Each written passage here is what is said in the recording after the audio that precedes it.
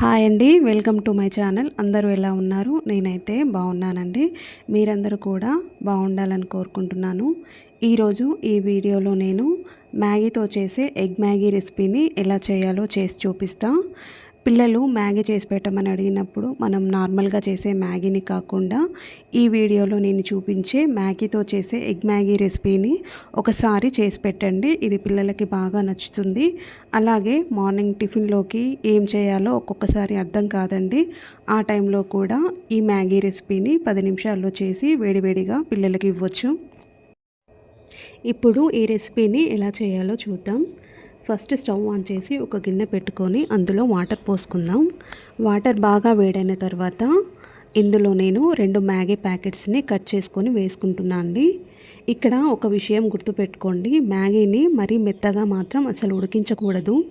కొంచెం పొడి పొడిగా పలుకుగా ఉండేలాగానే ఉడికించుకోవాలి. మ్యాగీని మరీ మెత్తగా ఉడికిస్తే కలిపేటప్పుడు ఇంకా మెత్తగా అయిపోయి ముద్ద ముద్దగా అవుతుంది. అలా కాకుండా కొంచెం పలుకుగానే ఉడికించుకోవాలి. ఇప్పుడు మనం తీసుకున్న 2 మ్యాగీ ప్యాకెట్స్కి 2 ప్యాకెట్స్ మ్యాగీ మసాలా పౌడర్ని కొద్ది కొద్దిగా వేసుకుంటూ మంచిగా మిక్స్ అయ్యేలాగా కలుపుకుందాం. ఇలా మ్యాగీ మసాలా వేసిన తర్వాత మసాలా ఉండలు కట్టే ఛాన్స్ ఉంటుంది. అందుకని చాలా ఫాస్ట్గా మసాలా ఉండలు కట్టకుండా మంచిగా మిక్స్ అయ్యేలాగా కలుపుకుందాం. ఇలా కొద్ది కొద్దిగా మ్యాగీ మసాలా వేసుకుంటూ ఉండలు కట్టకుండా మొత్తం మంచిగా మిక్స్ అయ్యేలాగా కలుపుకుందాం. ఇలా మ్యాగీ మసాలా అంతా కలిసేలాగా కలుపుకున్న తర్వాత స్టవ్ ఆఫ్ చేసి ఉడికించుకున్న మ్యాగీని పక్కన పెట్టుకుందాం. ఇప్పుడు మళ్ళీ స్టవ్ ఆన్ చేసుకొని ఒక ప్యాన్ పెట్టుకొని అందులో 2 టేబుల్ స్పూన్ల ఆయిల్ వేసుకోవాలి. ఆయిల్ బాగా వేడైన తర్వాత అందులో మనం తినే కారానికి తగ్గట్టుగా పచ్చిమిర్చి వేసుకోవాలి. ఇలా పచ్చిమిర్చి వేసుకున్న తర్వాత ఒక 2 నిమిషాలు ఫ్రై చేసుకొని అలాగే సన్నగా కట్ చేసి పెట్టుకున్న క్యారెట్ ముక్కలు కూడా వేసుకోవాలి. ఇలా క్యారెట్ పచ్చిమిర్చి ఒక 2-3 నిమిషాలు ఫ్రై చేసుకున్న తర్వాత నేను ఇందులోకి ఒక 3 ఎగ్స్ తీసుకుంటున్నాను. ఇలా తీసుకున్న 3 ఎగ్స్ని ఒకదాని తర్వాత ఒకటి పగలగొట్టి వేసుకుందాం. ఇలా ఎగ్స్ వేసిన తర్వాత మొత్తం కలపకుండా ఒక 2 నిమిషాలు ఫ్రై అయిన తర్వాత ఎగ్స్ని ఒకసారి కలుపుకుందాం.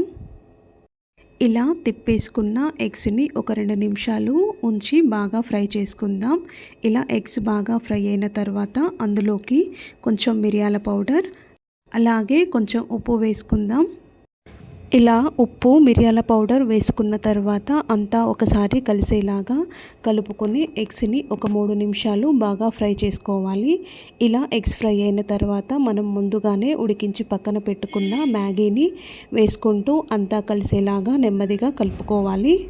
ఇలా నెమ్మదిగా అంతా కలిసేలాగా కలుపుకుంటూ మ్యాగీని ఒక 3 నిమిషాలు సిమ్లో పెట్టుకొని ఫ్రై చేసుకోవాలి.